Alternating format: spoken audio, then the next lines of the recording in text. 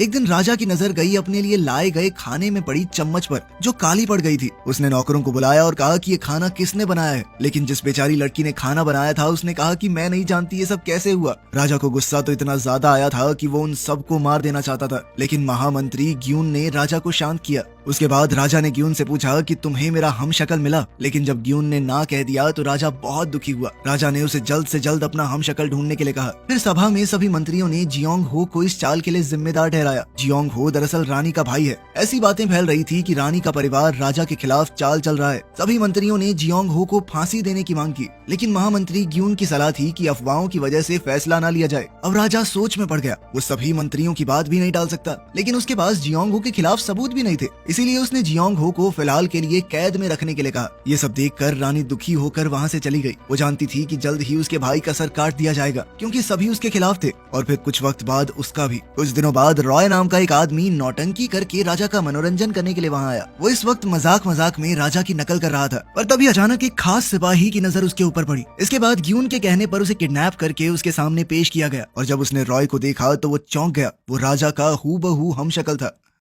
उसी रात रॉय को राजा के सामने पेश किया गया। शुरू में उसे देखकर राजा खुश हो गया, क्योंकि वो हूबहू उसके जैसा दिखता है, लेकिन रॉय बहुत ज्यादा डरपोक है। ये देखकर राजा थोड़ा दुखी भी हुआ। उसे लगा कि ये आदमी कभी भी राजा होने का नाटक नहीं कर पाएगा। लेकिन जब रॉय ने अपनी एक्टिंग दिखाई तो राजा की आवाज से लेकर उसके बात करने के तरीके और चलने के अंदाज तक सब कुछ एकदम पकड़ लिया। ये देखकर राजा बहुत खुश हुआ। उस रात राजा ने रॉय को अपनी जगह सुला दिया और खुद अपनी प्रेमिका के पास चला गया। महल में रॉय बोर हो रहा था तो वो राजा की तरह बात करने की कोशिश करने लगा। जब वो अकेले ये सब कर रहा था तो नौकर ने उससे पूछा कि क्या आपको कुछ खाने के लिए चाहिए। रॉय को समझ आया कि मैं तो राजा हूँ, एक ऑर्डर पर जो मांगूंगा मेरे सामने हाजिर हो जाएगा। ये सोचकर तो वो बच्चे की तरह खुश हो गया, लेकिन उसे नहीं पता था कि उसकी जान खतरे में है। ये महल राजा के दुश्मनों से भरा पड़ा था। वहाँ राजा अपनी प्रेमिका के साथ चैन की नींद सोने की कोशिश कर रहा था, लेकिन दुश्मनों का डर उसे हर वक्त सताता। अगले दिन सब अपनी अपनी जगह वापस आ गए। रॉय को राजा की जगह लेने के लिए कुछ चांदी के सिक्के दिए गए। अब रॉय को हर 3 रातों में एक बार राजा की जगह लेनी होगी। वो खुशी खुशी मान गया, क्योंकि पैसा अच्छा मिल रहा था।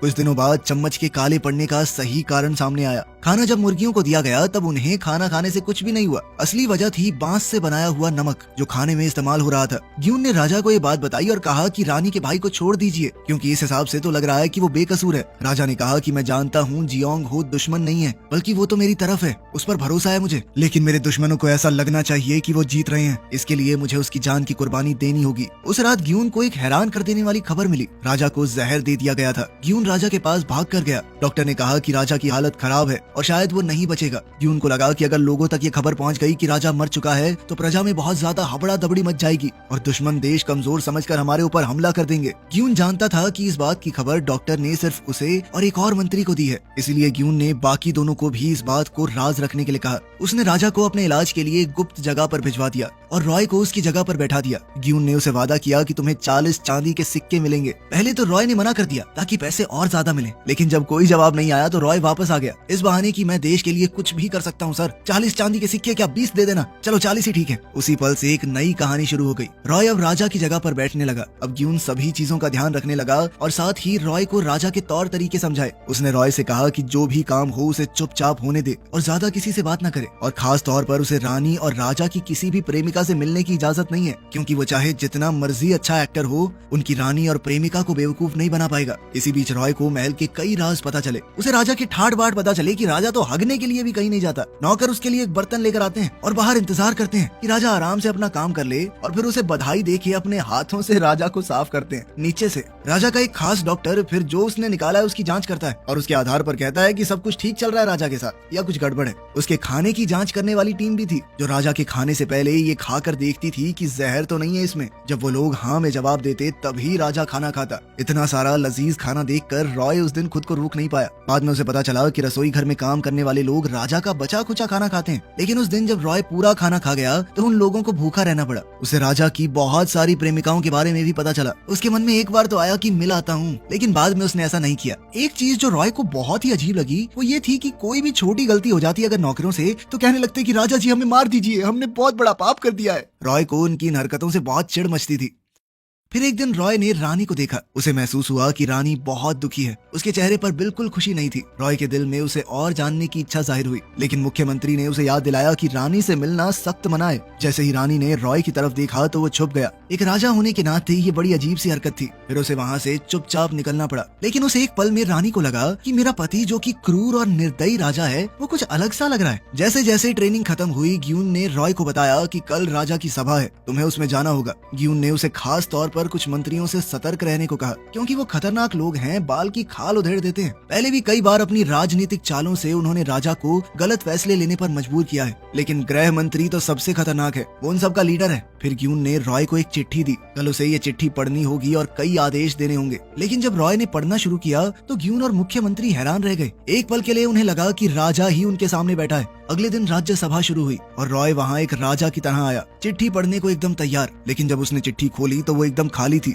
इस बात से रॉय परेशान हो गया। ये देखकर ग्यून मदद के लिए आगे बढ़ा। खाली चिट्ठी देखकर ग्यून ने बचाव में कहा कि आज राजा का गला खराब है, इसीलिए वो आदेश नहीं देंगे। राजा के बदले में उसने आदेश देने शुरू किए। फिर उसने आदेश दिया कि जोंग हो पर लगे इल्जाम को हटा दिया जाए, क्योंकि उसके खिलाफ कोई सबूत नहीं मिला। साथ ही उसके खिलाफ अफवाहें फैलाने वाले को पकड़ा जाए। राजा के खिलाफ षड्यंत्र रच रहे मंत्रियों को ये फैसले बिल्कुल अच्छे नहीं लगे। खैर, उधर महल में काम करने वाले लोगों से रॉय का रिश्ता बेहतर होता जा रहा था। खासकर राजा से पहले जो खाना चखने वाली लड़की है वो रॉय की सबसे खास बन गई। राजा सबसे प्यार से बात करता, उनके साथ हंसता था और सबके लिए खाना भी बचा लेता। ये देखकर मुख्यमंत्री का दिल भर आया और सारे नौकर भी बहुत खुश हुए। उन्होंने पहले कभी राजा को ऐसे नहीं देखा। सब बात कर रहे थे कि कैसे कठोर राजा अब बहुत अच्छा बन गया है। वहीं ग्यून असली राजा से मिलने गया। डॉक्टर ने बताया कि हो सकता है राजा ठीक हो जाए, लेकिन अभी थोड़ा वक्त लगेगा। उसने ये भी बताया कि राजा को जहर नहीं दिया गया, बल्कि कोई नशीली दवाई दी गई थी और ये शायद तभी हुआ होगा जब राजा अपनी प्रेमिका से मिलने गया था। इस बात से ग्यून सतर्क हो गया। उसने छानबीन शुरू कर दी।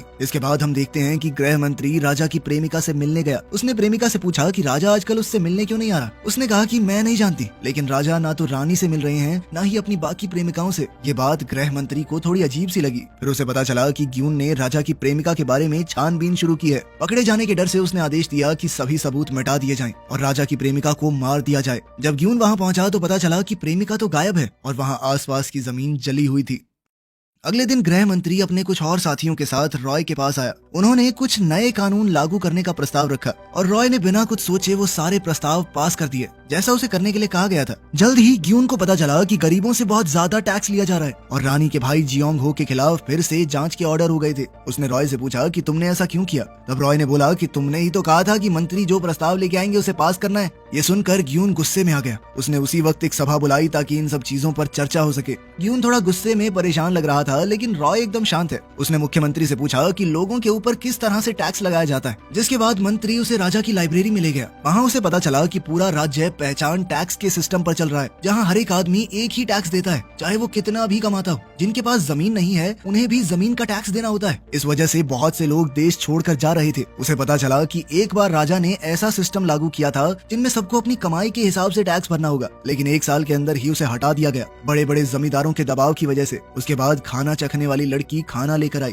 राजा ने उससे पूछा कि तुम महल में कैसे पहुंची। उसने हिचकिचाकर अपनी कहानी सुनाई। उसके पिता एक किसान थे, उनकी छोटी सी जमीन थी, उनकी इतनी कमाई थी नहीं और एक दिन उन्हें बहुत ज्यादा टैक्स भरने के लिए कहा गया। उन्होंने किसी से उधार लिया, लेकिन वक्त पर अपना कर्ज चुका नहीं पाए, जिस वजह से उन्होंने अपना घर और जमीन भी खो दी। इसके बाद उसके पिता को जेल हो गई और कर्ज चुकाने के लिए उसे, उसकी माँ को और उसके भाई को नौकरों की तरह बेच दिया गया। फिर उसे खरीद कर महल में ले आया गया, लेकिन उसके बाकी परिवार की उसे कोई खोज खबर नहीं है। बस वो इतना जरूर जानती है कि उसके पिता पर जेल में बहुत अत्याचार हुए, जिससे वो मर गए। ये बताते हुए वो रोने लगी। मुख्यमंत्री को भी ये सुनकर बहुत दुख हुआ। रॉय को पहली बार पहचान टैक्स की डरावनी सच्चाई का एहसास हुआ। उसने लड़की से वादा किया कि वो उसे उसकी माँ से वापस मिलवाएगा। साथ ही इस बात से रॉय बहुत हिल चुका था। उसने सोच लिया कि अगली सभा में एक बड़ा फैसला सुनाएगा। अगली सभा में उसने आमदनी के हिसाब से टैक्स देने के नियम को लागू कर दिया। मंत्री इसके खिलाफ बोलने लगे कि अचानक से हुआ ये बदलाव पूरी प्रजा की शांति भंग कर सकता है और जमींदारों को ये बात पसंद नहीं आएगी। लेकिन रॉय ने उनकी बात बीच में काटते हुए कहा कि जिसके पास 10 खेत हैं वो 10 चावल की बोरियां देगा और किसी के पास अगर एक है तो वो एक ही देगा ना। ये गलत कैसे हुआ? क्या ये गलत नहीं कि अमीर और गरीब एक बराबर टैक्स दे? जो इस देश में ज्यादा कमा रहे हैं उन्हें देश को ज्यादा देना होगा। साथ ही रॉय ने आदेश दिया कि उन सबको पकड़ा जाए जो गरीबों से चोरी करते हैं और गैर कानूनी सामान को जब्त करने के आदेश दिए ताकि वो गरीबों में बांटा जा सके। ये देखकर मुख्यमंत्री के मन में थोड़ी शांति पहुंची। रॉय भी खुश था, लेकिन ग्यून ने उसे वहां आकर डांटा कि सभा तो ऐसे चला रहे हो तुम जैसे बच्चों का खेल हो। अब रॉय ने कहा कि तुम्हें ध्यान रखना चाहिए कि मैं जो भी हूँ अभी तो मैं राजा हूँ, तो किसी के सामने मुझसे जोर से बात मत करना, ठीक है? ग्यून इस बात से खिंचकर खुद को रोक नहीं पाया और रॉय को पास पड़ा सामान मारने ही वाला था, लेकिन उसे एहसास हुआ कि ऐसा करना गलत होगा। तभी नौकर अंदर आने लगे। ग्यून और रॉय अपनी अपनी जगह पर बैठ गए। ग्यून ने रॉय को बताया कि रानी का भाई जियोंग हो एकदम बेकसूर है और कुछ बेकार मंत्री उसे फंसाने की कोशिश कर रहे हैं ताकि रानी को गद्दी से हटाया जा सके। ग्यून ने रॉय को इस मामले से दूर रहने के लिए कहा क्योंकि ये मामला थोड़ा गड़बड़ है। रॉय ने बात तो मान ली, लेकिन उस रात रानी उसके कमरे में आ गई। रॉय घबरा गया और सोने का नाटक करने लगा, लेकिन तभी रानी ने एक चाकू निकाला और कहा कि आप मुझसे बात कीजिए वरना मैं कुछ गलत कर दूंगी। रॉय ये देखकर उठ खड़ा हुआ। उसने रानी से वादा किया कि तुम्हारा भाई बेकसूर है, मुझे पता है, उसे हम बचा लेंगे।